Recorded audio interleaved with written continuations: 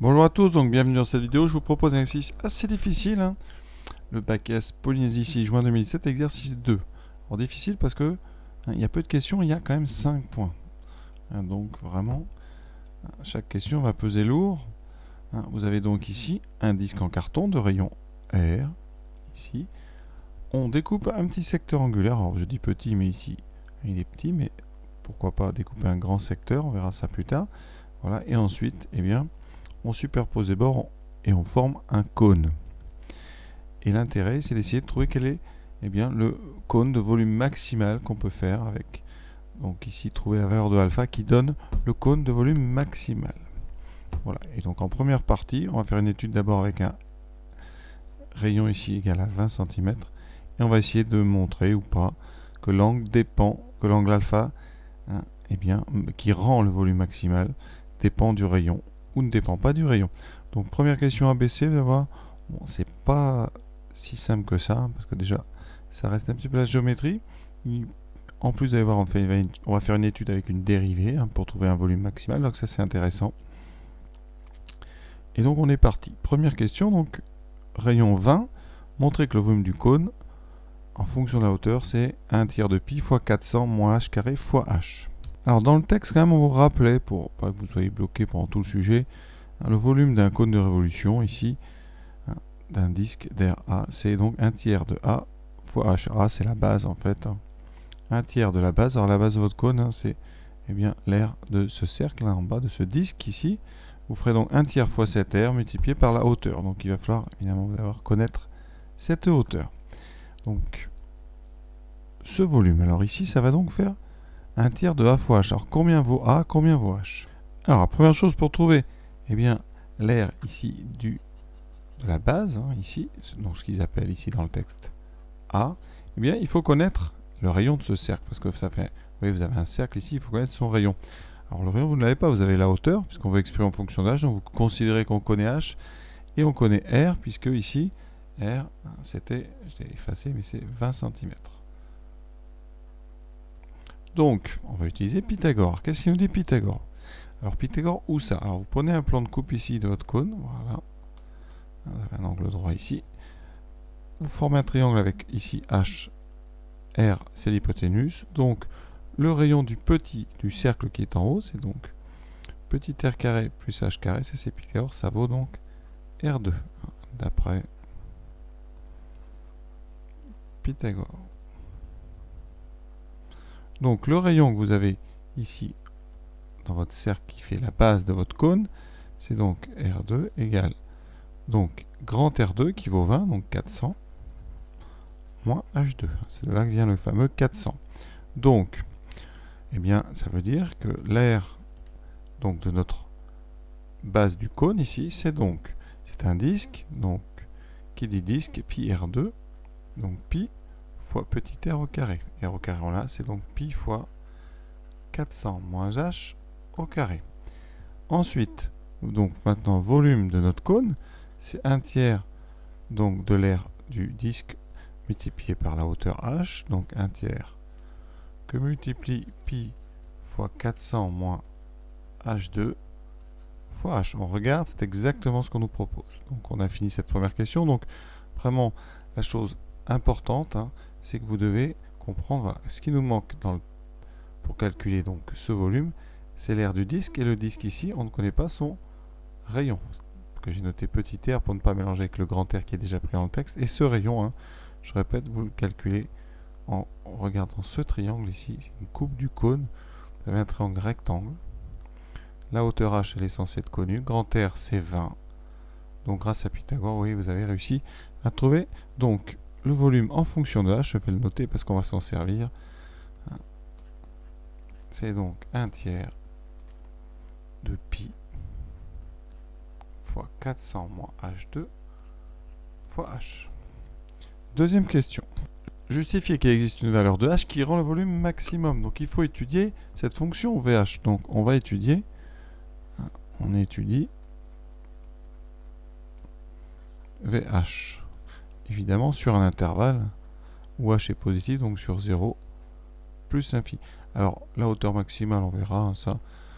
Quelle est la hauteur maximale d'ailleurs de notre cône. Est-ce que h peut valoir 50? Alors, puisque l'hypoténuse ici c'est 20, vous voyez, la hauteur maximale déjà ne pourra pas dépasser. Donc on va travailler sur 0,20. C'est-à-dire 0 grand R. Sur cet intervalle, est-ce que V est dérivable? Alors V, c'est un polynôme de degré 3. Puisque vous le regardez, si vous développez, vous aurez du h cube. Donc polynôme de degré 3 en h, donc dérivable sur son ensemble de définitions. Donc aucun problème de dérivabilité, donc on va étudier sa dérivée. V' de h, qu'est-ce que ça sera? Alors VH, on va le mettre sous une forme peut-être plus simple, on va le développer. Ça fait 1/3 de pi, donc multiplié par, alors ça fait 400h moins h3. Donc, on peut développer, hein, comme ça, on peut dériver comme ça suffira. Donc si on dérive h, v, pardon, vous aurez 1/3 de pi, fois la dérivée de 400h moins h3. La dérivée de 400h, c'est 400, comme si c'était 400x, et ensuite h3, c'est 3x2, donc 3h2. Voilà. Et maintenant, on va étudier eh bien, le signe de cette dérivée. Vous voyez que c'est une dérivée du second degré, donc on va essayer de trouver les racines. Alors comment trouver les racines? Eh bien, vous pouvez remarquer, on peut factoriser, il n'y a pas de problème. Hein, ici, c'est une soustraction, donc c'est a carré moins b carré. Alors je vais le faire comme ça. Hein, 400, donc c'est 20 au carré. Et 3h2, c'est donc racine de 3 fois h au carré. Vous avez donc une identité remarquable. Et donc quand vous factorisez, ça fera donc 20 a moins b, donc 20 moins racine de 3h, multiplié par 20, plus racine de 3h. Et donc le signe est très simple à trouver. Pourquoi? D'abord parce que vous avez un trinôme, et vous avez facilement, si vous voulez, les deux racines. Et sinon, on est sur 0, 20, donc h est positif, c'est-à-dire déjà, vous avez une première partie ici, hein, ça c'est supérieur ou égal à 20, donc c'est strictement positif. Donc la seule partie qui nous intéresse ici, ça va être le signe de ceci, et ceci est une fonction affine. Hein. Le 1/3 de h, 1/3 de pi sur 3, enfin 1/3 de pi, pardon, c'est strictement positif, c'est un nombre positif, il vous reste donc juste 20 moins racine de 3h. Le signe de V' dépend donc du signe de 20 moins racine de 3h. C'est une fonction, vous voyez, affine de h, donc on regarde quand est-ce qu'elle s'annule. Ça égale 0, ça donne donc moins racine de 3h égale moins 20, les moins se compensent, donc h c'est 20 sur racine de 3, qu'on écrit plutôt 20 racine de 3 sur 3, en multipliant, vous le savez, en haut et en bas, par racine de 3. Donc vous avez une fonction affine qui s'annule en 20 racine de 3 sur 3. Son coefficient directeur à cette fonction affine, ici, affine de coef négatif.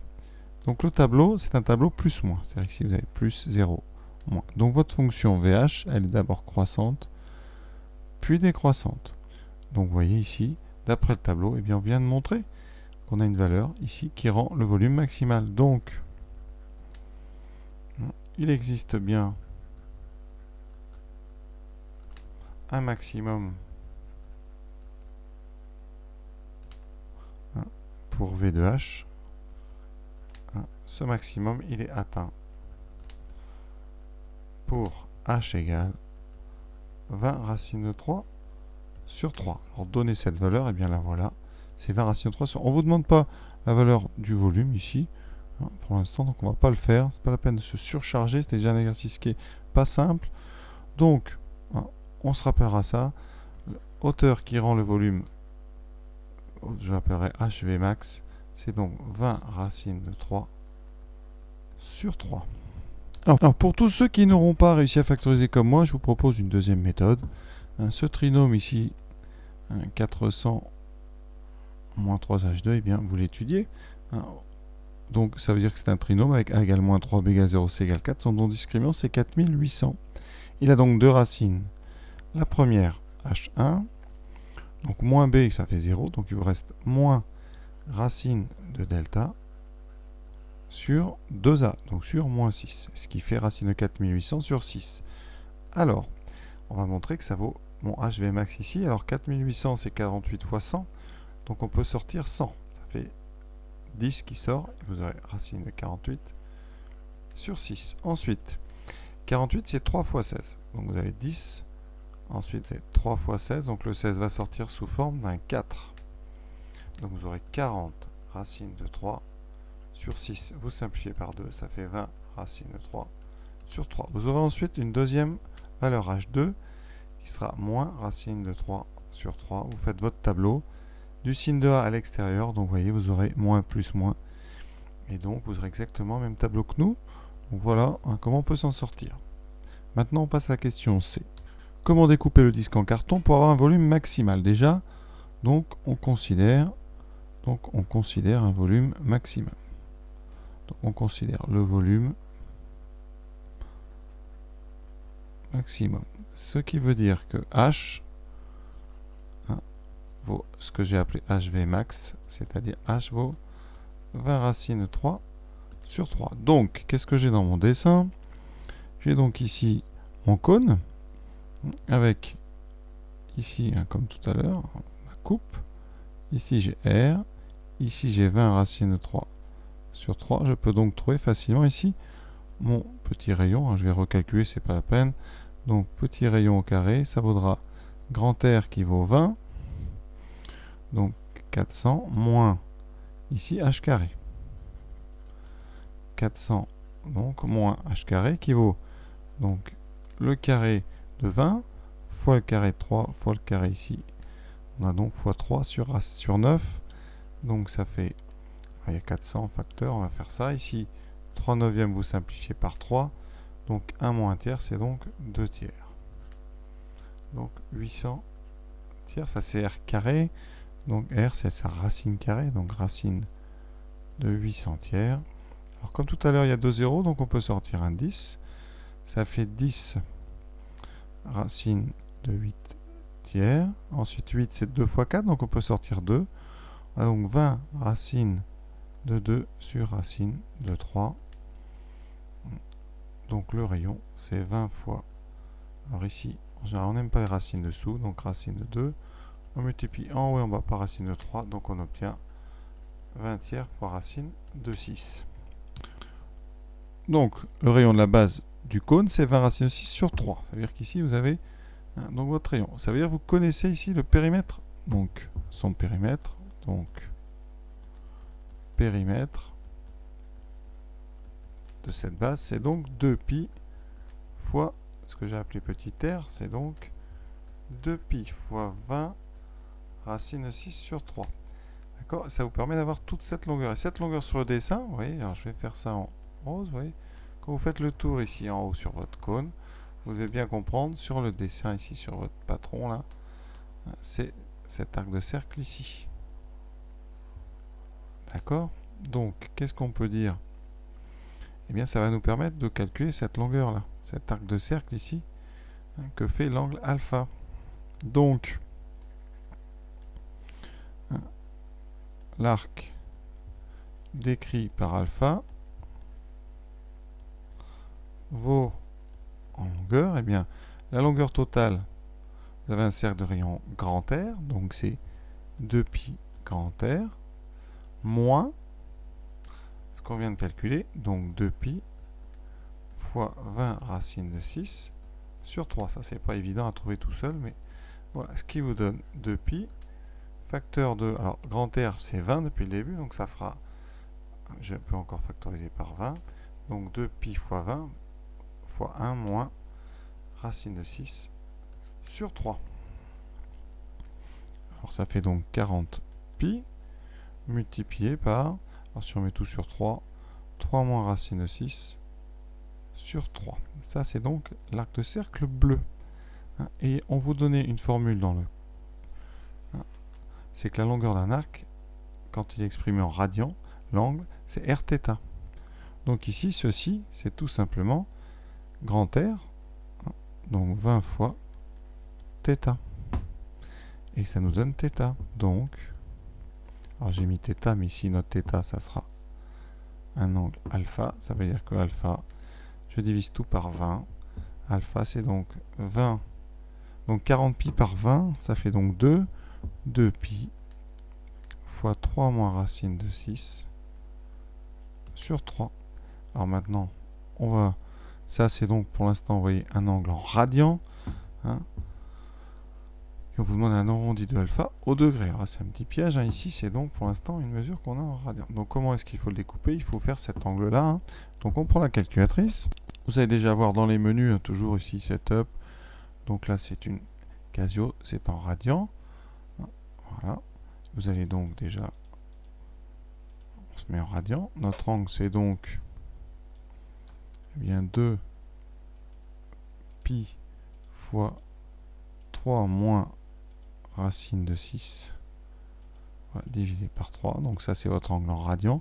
Pour le changer en degrés, hein, alors rien de plus facile. Hein, vous connaissez normalement la façon de convertir des degrés en radians. Je vous rappelle comment on démontre ça. Vous savez, alors, faites un petit tableau. Hein, vous mettez degrés radians. Qu'est-ce que vous savez, vous? Vous avez un angle ici, alpha en radian. Vous voulez trouver sa valeur en degrés. Ici, ben, vous savez quoi? Tout simplement, quand vous faites 360 degrés, vous couvrez 2 pi radians. Donc vous avez ici une proportionnalité, puisque les degrés et les radians sont proportionnels. Donc, si vous voulez θ l'air en degrés, vous aurez donc 360 fois alpha sur 2 pi. Donc ici, si vous voulez convertir, eh bien c'est tout simplement, hein, il va falloir faire donc 2 pi, alors ce que vous aviez déjà, votre angle, donc 2 pi, 3 moins racine de 6 sur 3. Vous allez le multiplier par 360 et le diviser par 2 pi. Et vous aurez des degrés. Alors l'avantage, vous voyez, c'est que là, les 2 pi vont disparaître. Et ici, vous avez une simplification 360 par 3 qui fera 120. Donc, en degrés, on aura 120 fois 3 moins racine de 6 degrés. On prend la machine. 120 multiplié par 3 moins racine de 6. Et on trouve 66, donc à peu près, on arrondit au degré près, donc à peu près 66 degrés. Voilà, l'exercice pour l'instant quand même difficile. Hein, il faut arriver à faire le lien entre votre cône ici et le alpha, hein, et c'est justement cette... Hein, faut calculer, vous voyez la longueur violette, hein, ici, que vous avez obtenu en calculant le rayon petit r ici du bas. C'est ce passage-là qui est délicat, je pense, parce qu'on ne vous aide pas. C'est pour ça que ça vaut bien 5 points. Il reste quand même une deuxième question, on va aller voir, où on fait le cas général. Alors pour la question 2, un angle alpha dépend-il du rayon R? Il faut tout refaire ce qu'on a fait, sans remplacer R par 20. Donc, je vous rappelle, on avait commencé par trouver petit r ici en haut. Donc petit r, il valait, eh bien c'était Pythagore, R2 moins H2. Sauf qu'on avait remplacé R2 par 400. Donc ici, on ne change pas. Donc, ça veut dire que ça nous donne VH qui est tout simplement 1 tiers de pi fois grand R2 moins H2 fois H. On va dériver. Donc, qu'est-ce que ça nous donne pour V'? Alors, pour dériver, je vous rappelle, on avait développé légèrement. On avait R2H moins H3. Donc, quand je dérive, on aura 1 tiers de pi fois R2 moins 3H2.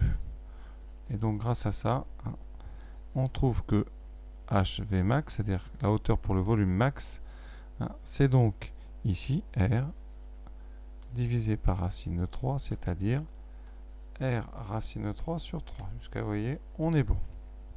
Avec cette hauteur, on va calculer maintenant R. Donc R, pour avoir le volume max, c'est donc R2 moins H2. Ça fait donc R2 moins R2 sur 3. C'est-à-dire 2 tiers de R2. Jusque-là, on est bon. Vous avez le rayon. Donc maintenant, on calcule, eh bien, le périmètre. Le périmètre, c'est donc 2 pi R volume max. C'est donc 2 pi fois 2 tiers, ici de...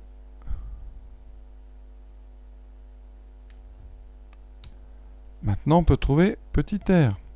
Petit r pour avoir un volume max. Avec donc Pythagore, on calcule d'abord R2 Vmax, qui était, on l'a ici, c'est donc R2 moins H Vmax au carré. Donc c'est R2 moins R2 sur 3. Vous voyez, j'ai mis ça au carré. Il me reste donc 2 tiers de R2. Et j'en déduis donc la valeur du petit rayon ici, pour avoir un volume maximal qui est donc de racine 2 sur racine 3 fois grand R. Qu'on préfère écrire en maths, racine donc de 6 sur 3 fois grand R. Ça nous permet de calculer le périmètre de la base du cône. Donc ce périmètre, c'est 2pi fois le rayon pour avoir Vmax. Ça sera donc 2pi sur 3 fois racine de 6 grand R. Ça nous permet maintenant, ça c'est la longueur ici, rose, ça nous permet de trouver la longueur bleue. Donc l'arc de cercle, il vaut donc tout le tour 2πr moins ce qu'on vient de calculer, 2pi sur 3 racine de 6 grand R. Donc on factorise par 2pi grand R, ça fait 1 moins, qu'est-ce qu'on a? Racine de 6 sur 3. Tout ce qu'on a fait avant, vous voyez, on le retrouve quand même. Ça fait 3 moins racine de 6 sur 3. Ensuite, cet arc de cercle, on sait, c'est la formule qui est donnée dans le texte au début, on sait qu'il vaut R alpha.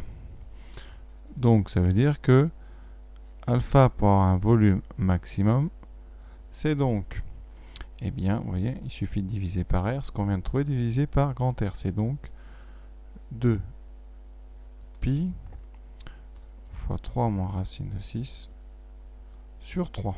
Et ça, c'est en radians.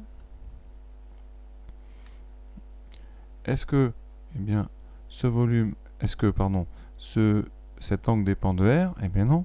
Cet angle, cette formule ici, ne contient pas